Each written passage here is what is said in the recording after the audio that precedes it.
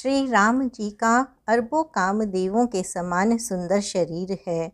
वे अनंत कोटि दुर्गाओं के समान शत्रुनाशक हैं। अरबों इंद्रों के समान उनका विलास है।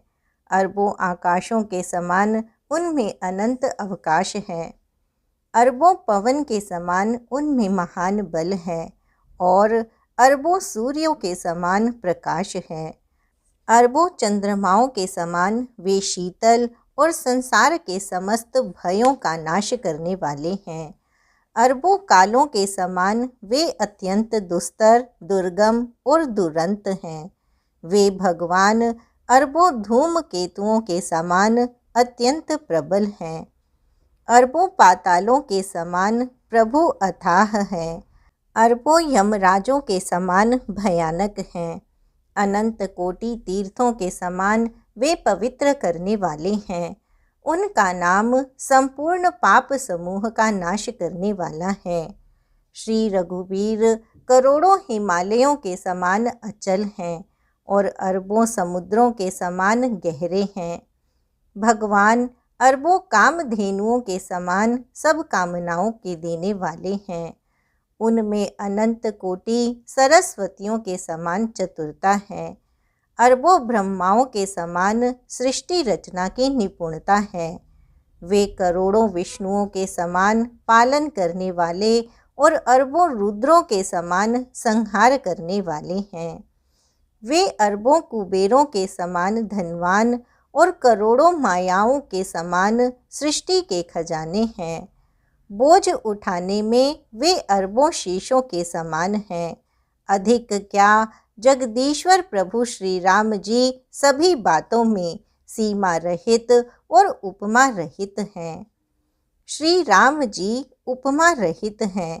उनकी कोई दूसरी उपमा है ही नहीं।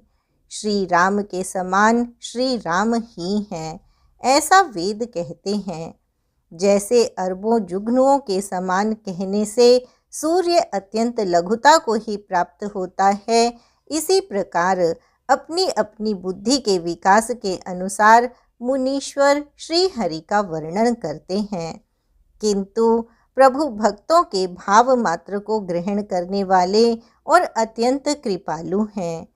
वे उस वर्णन को प्रेम सहित सुनकर सुख मानते हैं। श्री राम जी अपार गुणों के समुद्र हैं। क्या उनकी कोई थाह पा सकता है? संतों से मैंने जैसा कुछ सुना था वही आपको सुनाया। सुख के भंडार करुणा धाम भगवान भाव प्रेम के वश हैं। अतएव ममता, मद और मान को छोड़कर सदा श्री जानकी नाथ जी का ही भजन करना चाहिए। भुशुंडी जी के सुंदर वचन सुनकर पक्षीराज ने हर्षित होकर अपने पंख फुला लिए। उनके नेत्रों में प्रेमानंद के आंसुओं का जल आ गया और मन अत्यंत हर्षित हो गया। उन्होंने श्री रघुनाथ जी का प्रताप हृदय में धारण किया। वे अपने पिछले मोह को समझकर पछताने लगे कि मैंने अनादि ब्रह्म को मनुष्य करके माना। गरुड़ जी ने बार बार काकभुशुंडी जी के चरणों पर सिर नवाया और उन्हें श्री राम जी के ही समान जानकर प्रेम बढ़ाया। गुरु के बिना कोई भव सागर नहीं तर सकता, चाहे वह ब्रह्मा जी और शंकर जी के समान ही क्यों न हो। गरुड़ जी ने कहा, हे तात, मुझे संदेह रूपी सर्प ने डस लिया था और सांप के डसने पर जैसे विष चढ़ने से लहर आती है, वैसे ही बहुत सी कुतर्क रूपी दुख देने वाली लहरें आ रही थीं। आपके स्वरूप रूपी गारुड़ी सांप का विष उतारने वाले के द्वारा भक्तों को सुख देने वाले श्री रघुनाथ जी ने मुझे जिला लिया।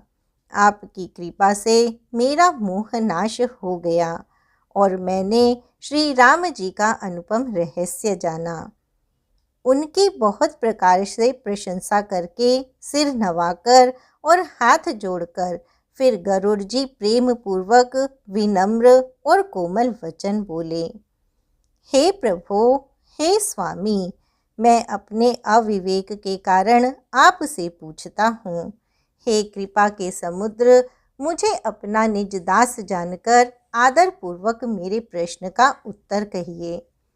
आप सब कुछ जानने वाले हैं, तत्व के ज्ञाता हैं, अंधकार से परे, उत्तम बुद्धि से युक्त, सुशील, सरल आचरण वाले, ज्ञान, वैराग्य और विज्ञान के धाम और श्री रघुनाथ जी के प्रिय दास हैं। आपने यह काक शरीर किस कारण से पाया? हे तात, सब समझाकर मुझसे कहिए। हे स्वामी, हे आकाशगामी, यह सुंदर रामचरितमानस आपने कहाँ पाया, सो कहिए। हे नाथ, मैंने शिवजी से ऐसा सुना है कि महाप्रलय में भी आपका नाश नहीं होता और ईश्वर कभी मिथ्या वचन कहते नहीं। वह भी मेरे मन में संदेह है, क्योंकि हे नाथ, नाग, मनुष्य, देवता आदि चर अचर जीव तथा यह सारा जगत काल का कलेवा है। असंख्य ब्रह्मांडों का नाश करने वाला काल सदा बड़ा ही अनिवार्य है। अत्यंत भयंकर काल आपको नहीं व्यापता, इसका क्या कारण है? हे कृपालु, मुझे कहिए, यह ज्ञान का प्रभाव है या योग का बल है? हे प्रभु, आपके आश्रम में आते ही मेरा मोह और भ्रम भाग गया, इसका क्या कारण है? हे नाथ, यह सब प्रेम सहित कहिए। हे उमा, गरुड़ जी की वाणी सुनकर काकभूषुंडी जी हर्षित हुए और परम प्रेम से बोले, हे सर्पों के शत्रु, आपकी बुद्धि धन्य है, धन्य है। आपके प्रश्न मुझे बहुत ही प्यारे लगे। आपके प्रेम युक्त सुंदर प्रश्न सुनकर मुझे अपने बहुत जन्मों की याद आ गई। मैं अपनी सब कथा विस्तार से कहता हूँ। हे तात, आदर सहित मन लगाकर सुनिए। अनेक जप, तप, यज्ञ, शम, दम, व्रत, दान, वैराग्य, विवेक, योग, विज्ञान आदि सब का फल श्री रघुनाथ जी के चरणों में प्रेम होना है। इसके बिना कोई कल्याण नहीं पा सकता। मैंने इसी शरीर से श्री राम जी की भक्ति प्राप्त की है। इसी से इस पर मेरी ममता अधिक है। जिससे अपना कुछ स्वार्थ होता है, उस पर सभी कोई प्रेम करते हैं। हे गरुड़ जी, वेदों में मानी हुई ऐसी नीति है और सज्जन भी कहते हैं कि अपना परम हित जानकर अत्यंत नीच से भी प्रेम करना चाहिए। रेशम कीड़े से होता है, उससे सुंदर रेशमी वस्त्र बनते हैं। इसी से उस परम अपवित्र कीड़े को भी सब कोई प्राणों के समान पालते हैं। जीव के लिए सच्चा स्वार्थ यही है कि मन, वचन और कर्म से श्री राम जी के चरणों में प्रेम हो। वही शरीर पवित्र और सुंदर है जिस शरीर को पाकर श्री रघुवीर का भजन किया जाए। जो श्री राम जी के विमुख है, वह यदि ब्रह्मा जी के समान शरीर पा जाए तो भी कवि और पंडित उसकी प्रशंसा नहीं करते। इसी शरीर से मेरे हृदय में राम भक्ति उत्पन्न हुई।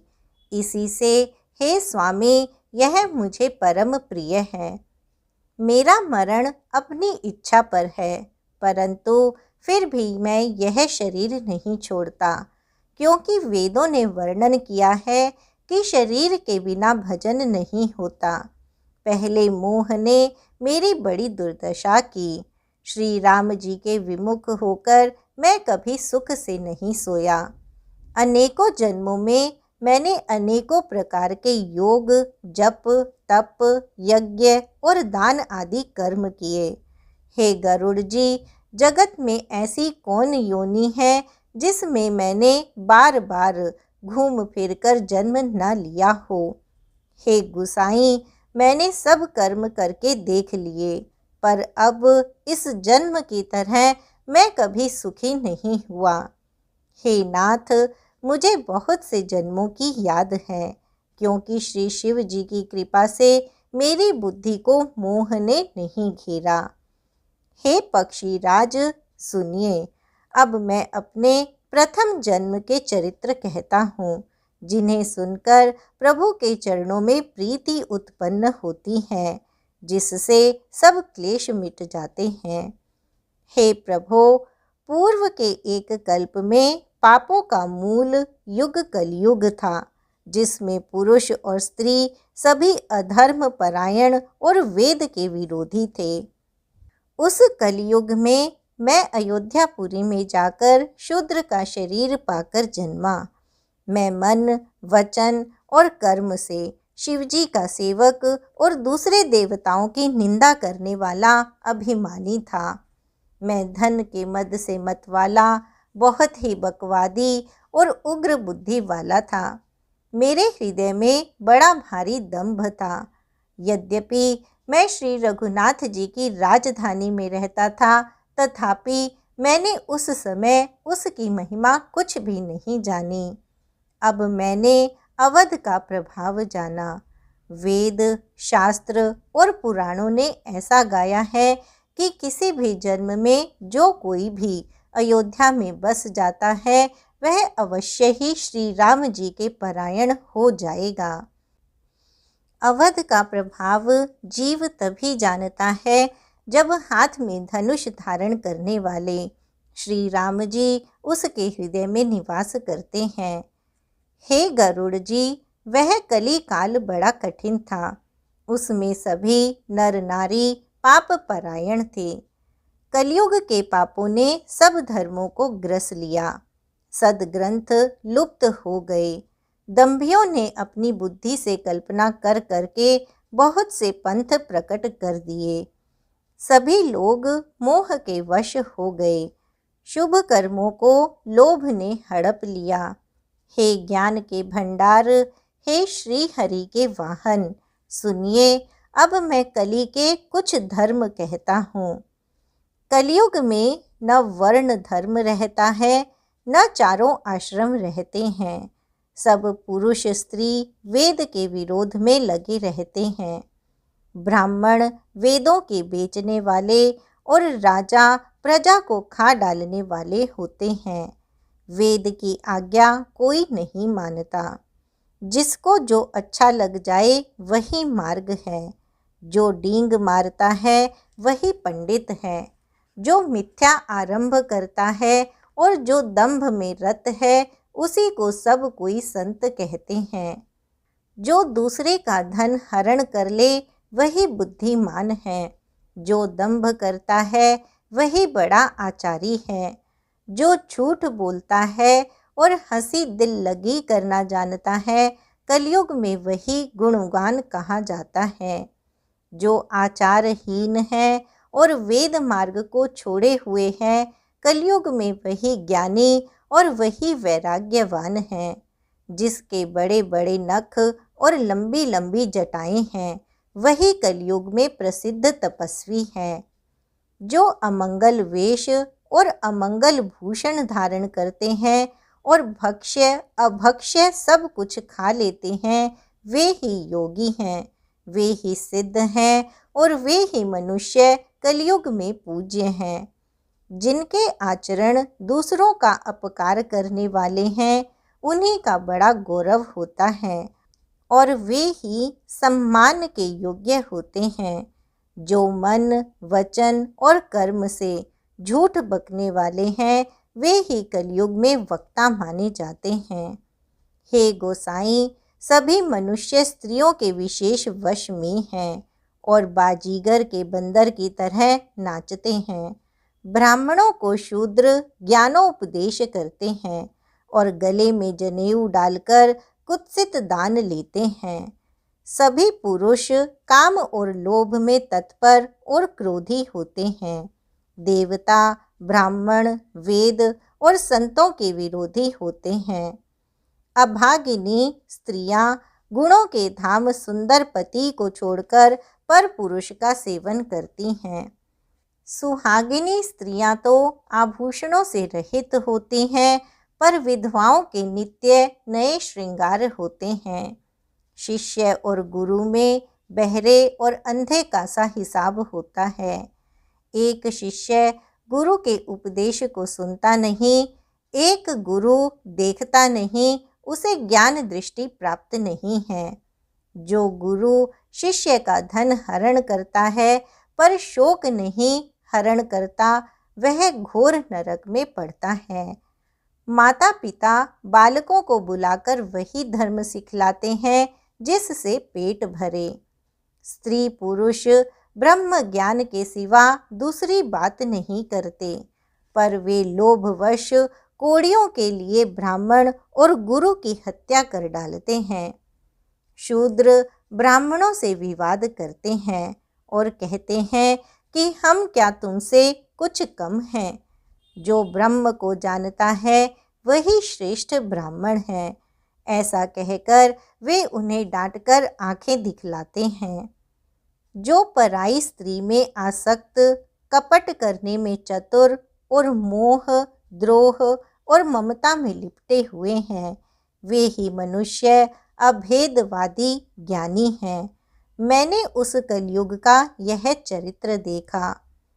वे स्वयं तो नष्ट हुए ही रहते हैं, जो कहीं सन्मार्ग का प्रतिपालन करते हैं उनको भी वे नष्ट कर देते हैं। जो तर्क करके वेद की निंदा करते हैं, वे लोग कल्प कल्प भर एक एक नरक में पड़े रहते हैं।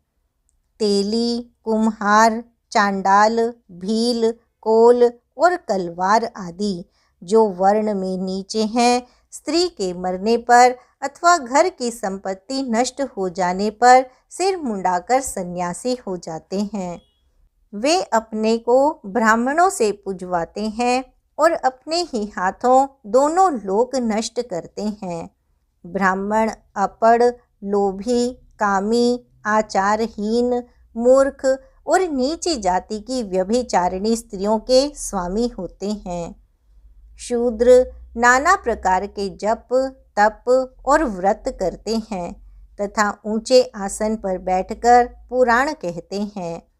सब मनुष्य मनमाना आचरण करते हैं। अपार अनीति का वर्णन नहीं किया जा सकता। कलयुग में सब लोग वर्ण संकर और मर्यादा से च्युत हो गए। वे पाप करते हैं और दुख, भय, रोग, शोक और वियोग पाते हैं। वेद सम्मत तथा वैराग्य और ज्ञान से युक्त जो हरि भक्ति का मार्ग है, मोहवश मनुष्य उस पर नहीं चलते और अनेकों नए नए पंथों की कल्पना करते हैं। सन्यासी बहुत धन लगाकर घर सजाते हैं, उनमें वैराग्य नहीं रहा, उसे विषयों ने हर लिया। तपस्वी धनवान हो गए और गृहस्थ दरिद्र। हे तात, कलयुग की लीला कुछ कही नहीं जाती। कुलवती और सती स्त्री को पुरुष घर से निकाल देते हैं और अच्छी चाल को छोड़कर घर में दासी को ला रखते हैं।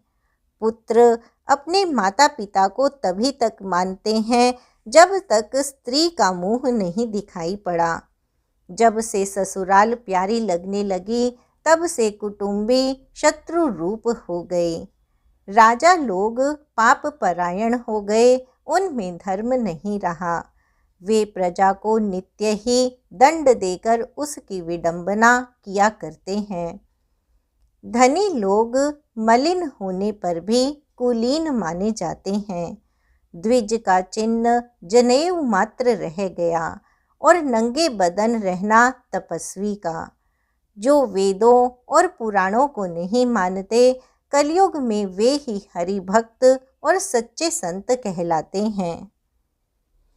कवियों के तो झुंड हो गए, पर दुनिया में कवियों का आश्रयदाता सुनाई नहीं पड़ता। गुण में दोष लगाने वाले बहुत हैं, पर गुणी कोई भी नहीं है। कलयुग में बार बार अकाल पड़ते हैं, अन्न के बिना सब लोग दुखी होकर मरते हैं। हे पक्षी राज गरुड़ जी सुनिए, कलयुग में कपट, हठ, दंभ, द्वेष, पाखंड, मान, मोह और काम आदि और मद ब्रह्मांड भर में व्याप्त हो गए। मनुष्य जप, तप, यज्ञ, व्रत और दान आदि धर्म तामसी भाव से करने लगे। देवता पृथ्वी पर जल नहीं बरसाते और बोया हुआ अन्न उगता नहीं। स्त्रियों के बाल ही भूषण हैं, उनके शरीर पर कोई आभूषण नहीं रह गया और उनको भूख बहुत लगती है। वे धनहीन और बहुत प्रकार की ममता होने के कारण दुखी रहती हैं। वे मूर्ख सुख चाहती हैं, पर धर्म में उनका प्रेम नहीं है। बुद्धि थोड़ी है और कठोर है, उनमें कोमलता नहीं है। मनुष्य रोगों से पीड़ित है, भोग कहीं नहीं है। बिना ही कारण अभिमान और विरोध करते हैं। 10-5 वर्ष का थोड़ा सा जीवन है, परंतु घमंड ऐसा है मानो प्रलय होने पर भी उनका नाश नहीं होगा। कली काल ने मनुष्य को बेहाल कर डाला। कोई बहन बेटी का भी विचार नहीं करता। लोगों में न संतोष है, न विवेक है और न शीतलता है। जाति कुजाति सभी लोग भीख मांगने वाले हो गए। ईर्ष्या, कड़ुए वचन और लालच भरपूर हो रहे हैं। समता चली गई। सब लोग वियोग और विशेष शोक से भरे पड़े हैं। वर्णाश्रम धर्म के आचरण नष्ट हो गए। इंद्रियों का दमन, दान, दया और समझदारी किसी में नहीं रही। मूर्खता और दूसरों को ठगना यह बहुत अधिक बढ़ गया। स्त्री पुरुष सभी शरीर के ही पालन पोषण में लगे रहते हैं। जो पराई निंदा करने वाले हैं, जगत में वे ही फैले हैं। हे सर्पों के शत्रु गरुड़ जी सुनिए, कली काल पाप और अवगुणों का घर है, किंतु कलयुग में एक गुण भी बड़ा है कि उसमें बिना ही परिश्रम भव बंधन से छुटकारा मिल जाता है। किंतु कलयुग में एक गुण भी बड़ा है कि उसमें बिना ही परिश्रम भव बंधन से छुटकारा मिल जाता है। सत्ययुग, त्रेता और द्वापर में जो गति पूजा, यज्ञ और योग से प्राप्त होती है, वही गति कलयुग में लोग केवल भगवान के नाम से पा जाते हैं। सत्ययुग में सब योगी और विज्ञानी होते हैं। हरि का ध्यान करके सब प्राणी भव सागर से तर जाते हैं। त्रेता में मनुष्य अनेक प्रकार के यज्ञ करते हैं और सब कर्मों को प्रभु के समर्पण करके भव सागर से पार हो जाते हैं। द्वापर में श्री रघुनाथ जी के चरणों की पूजा करके मनुष्य संसार से तर जाते हैं।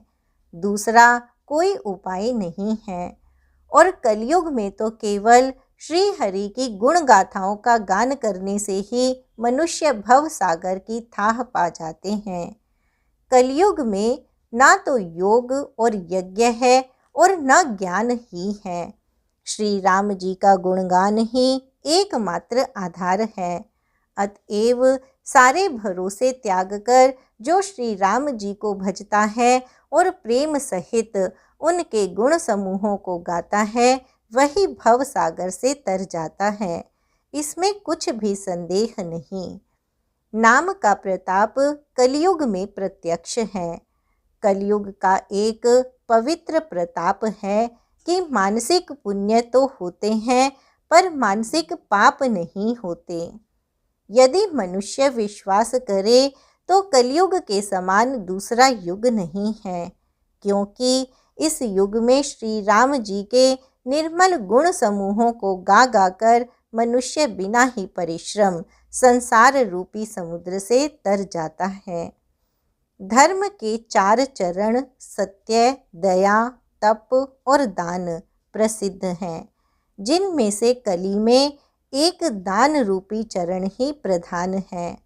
जिस किसी प्रकार से भी दिए जाने पर दान कल्याण ही करता है। श्री राम जी की माया से प्रेरित होकर सबके हृदयों में सभी युगों के धर्म नित्य होते रहते हैं। शुद्ध सत्वगुण, समता, विज्ञान और मन का प्रसन्न होना, इसे सत्य युग का प्रभाव जाने। सत्वगुण अधिक हो, कुछ रजोगुण हो, कर्मों में प्रीति हो, सब प्रकार से सुख हो, यह त्रेता का धर्म है। रजोगुण बहुत हो, सत्वगुण बहुत ही थोड़ा हो, कुछ तमोगुण हो, मन में हर्ष और भय हो, यह द्वापर का धर्म है। तमोगुण बहुत हो, रजोगुण थोड़ा हो, चारों ओर वैर विरोध हो, यह कलयुग का प्रभाव है। पंडित लोग युगों के धर्म को मन में जानकर अधर्म को छोड़कर धर्म में प्रीति करते हैं। जिसका श्री रघुनाथ जी के चरणों में अत्यंत प्रेम है, उसको युग धर्म नहीं व्यापते। हे पक्षीराज, नट का किया हुआ कपट चरित्र देखने वालों के लिए बड़ा विकट होता है, पर नट के सेवक को उसकी माया नहीं व्यापती। श्री हरि की माया के द्वारा रचे हुए दोष और गुण श्री हरि के भजन बिना नहीं जाते। मन में ऐसा विचार कर सब कामनाओं को छोड़कर श्री राम जी का भजन करना चाहिए। हे पक्षीराज, उस कली काल में मैं बहुत वर्षों तक अयोध्या में रहा। एक बार वहाँ अकाल पड़ा, तब मैं विपत्ति का मारा विदेश चला गया। हे सर्पों के शत्रु गरुड़ जी, सुनिए, मैं दीन, मलिन, दरिद्र और दुखी होकर उज्जैन गया। कुछ काल बीतने पर कुछ संपत्ति पाकर फिर मैं वहीं भगवान शंकर की आराधना करने लगा। एक ब्राह्मण वेद विधि से सदा शिवजी की पूजा करते, उन्हें दूसरा कोई काम न था। वे परम साधु और परमार्थ के ज्ञाता थे। वे शंभु के उपासक थे, पर श्री हरि की निंदा करने वाले न थे। मैं कपट पूर्वक उनकी सेवा करता। ब्राह्मण बड़े ही दयालु और नीति के घर थे। हे स्वामी, बाहर से नम्र देखकर ब्राह्मण मुझे पुत्र की भांति मानकर पढ़ाते थे। उन ब्राह्मण श्रेष्ठ ने मुझको शिवजी का मंत्र दिया और अनेकों प्रकार के शुभ उपदेश किए। मैं शिवजी के मंदिर में जाकर मंत्र जपता। मेरे हृदय में दंभ और अहंकार बढ़ गया।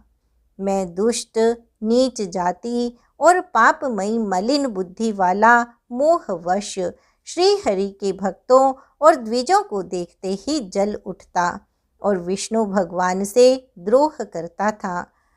गुरु जी मेरे आचरण देखकर दुखित थे। वे मुझे नित्य ही भली भांति समझाते, पर मैं कुछ भी नहीं समझता। उल्टे मुझे अत्यंत क्रोध उत्पन्न होता। दंभी को कभी नीति अच्छी लगती है। एक बार गुरु जी ने मुझे बुला लिया और बहुत प्रकार से नीति की शिक्षा दी कि हे पुत्र, शिवजी की सेवा का फल यही है कि श्री राम जी के चरणों में प्रगाढ़ भक्ति हो। हे तात, शिवजी और ब्रह्मा जी भी श्री राम जी को भजते हैं, फिर नीच मनुष्य की तो बात ही कितनी है। ब्रह्मा जी और शिवजी जिनके चरणों के प्रेमी हैं, अरे अभागे, उनसे द्रोह करके तो सुख चाहता है। गुरु जी ने शिवजी को हरि का सेवक कहा। यह सुनकर हे पक्षी राज, मेरा हृदय जल उठा। नीच जाति का मैं विद्या पाकर ऐसा हो गया जैसे दूध पिलाने से सांप। अभिमानी, कुटिल, दुर्भाग्य और कुजाति मैं दिन रात गुरु जी से द्रोह करता। गुरु जी अत्यंत दयालु थे। उनको थोड़ा सा भी क्रोध नहीं आता। मेरे द्रोह करने पर भी वे बार बार मुझे उत्तम ज्ञान की ही शिक्षा देते थे। नीच मनुष्य जिससे बड़ाई पाता है वह सबसे पहले उसी को मारकर उसी का नाश करता है। हे भाई सुनिए, आग से उत्पन्न हुआ धुआं मेघ की पदवी पाकर उसी अग्नि को बुझा देता है। धूल रास्ते में निरादर से पड़ी रहती है और सदा सबके लातों की मार सहती है, पर जब पवन उसे उड़ाता है तो सबसे पहले वह उसी पवन को भर देती है और फिर राजाओं के नेत्रों और किरीटों पर पड़ती है। हे पक्षी राज गरुड़ जी सुनिए, ऐसी बात समझकर बुद्धिमान लोग अधम का संग नहीं करते। कवि और पंडित ऐसी नीति कहते हैं कि दुष्ट से न कलह ही अच्छा है न प्रेम ही। हे गोसाई, उससे तो सदा उदासीन ही रहना चाहिए। दुष्ट को कुत्ते की तरह दूर से ही त्याग देना चाहिए। मैं दुष्ट था, हृदय में कपट और कुटिलता भरी थी, इसलिए यद्यपि गुरुजी हित की बात कहते थे पर मुझे वह सुहाती न थी। एक दिन मैं शिवजी के मंदिर में शिव नाम जप रहा था।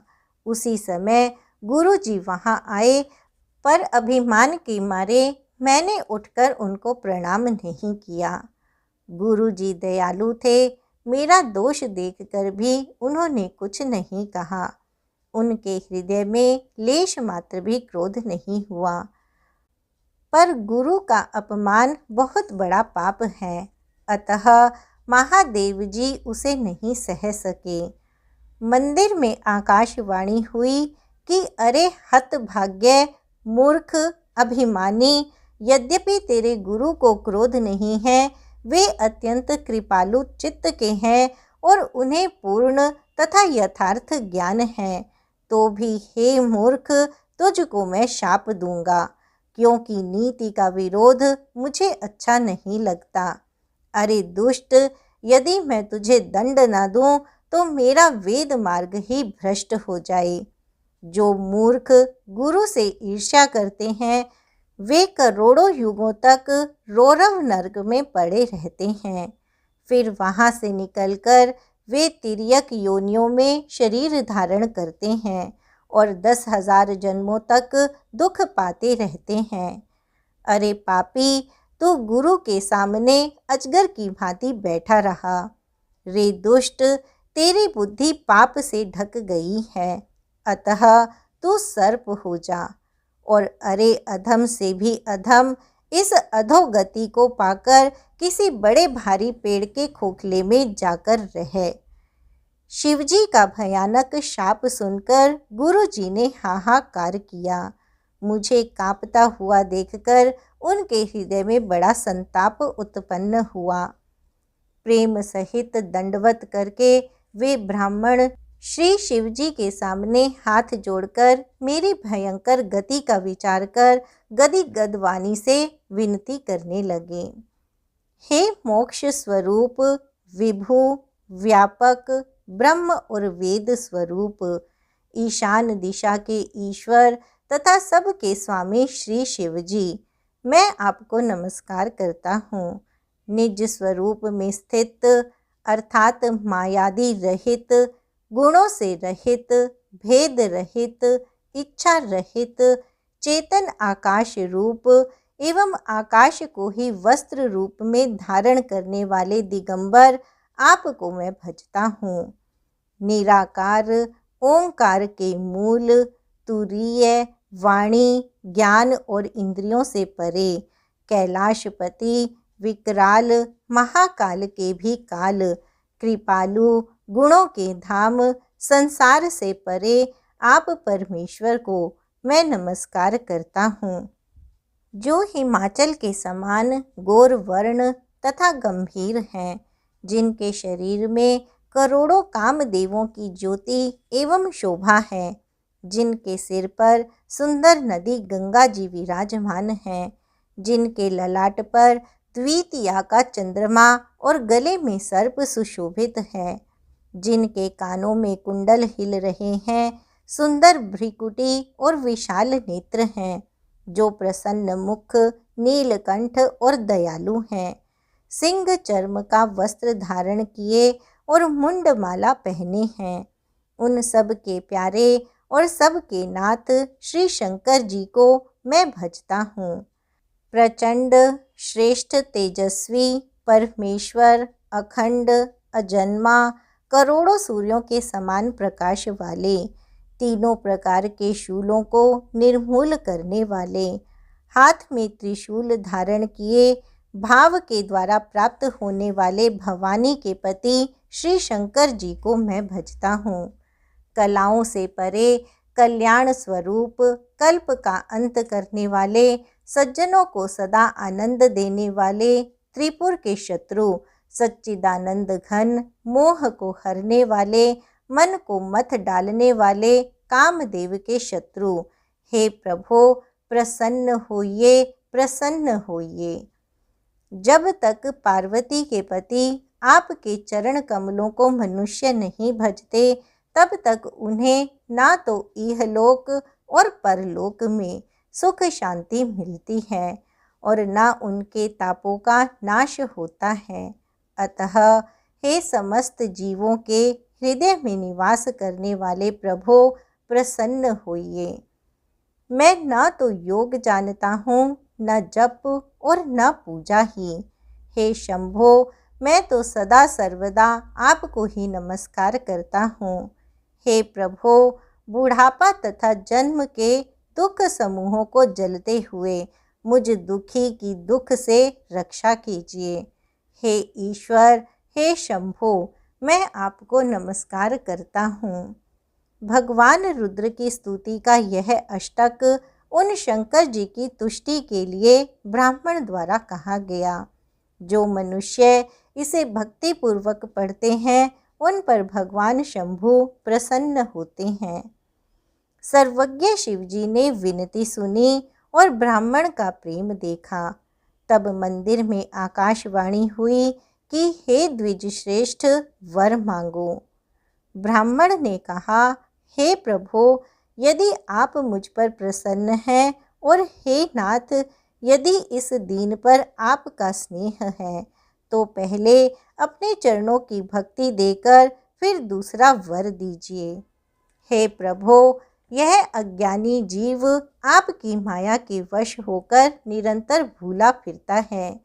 हे कृपा के समुद्र भगवान, उस पर क्रोध न कीजिए।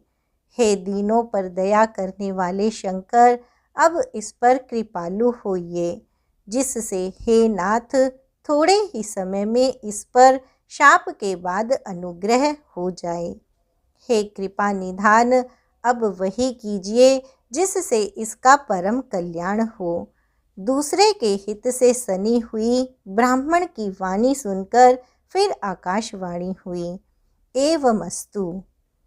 यद्यपि इसने भयानक पाप किया है और मैंने भी इसे क्रोध करके शाप दिया है, तो भी तुम्हारी साधुता देखकर मैं इस पर विशेष कृपा करूँगा।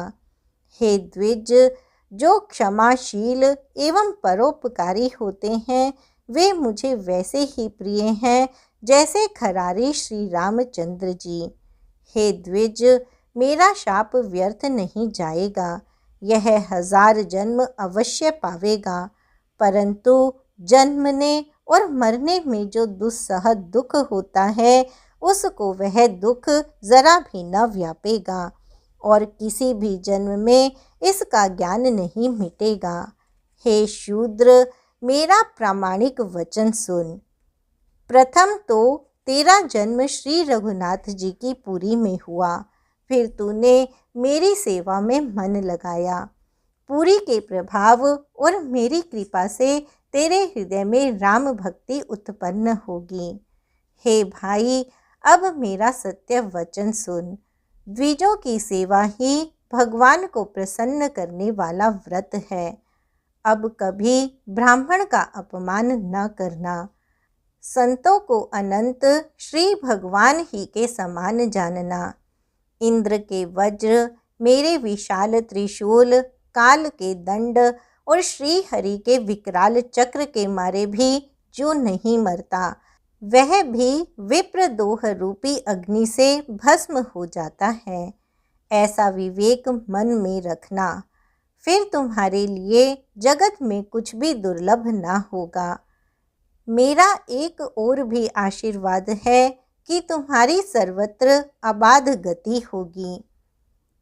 शिवजी के वचन सुनकर गुरुजी हर्षित होकर ऐसा ही हो यह कहकर मुझे बहुत समझाकर और शिवजी के चरणों को हृदय में रखकर अपने घर गए।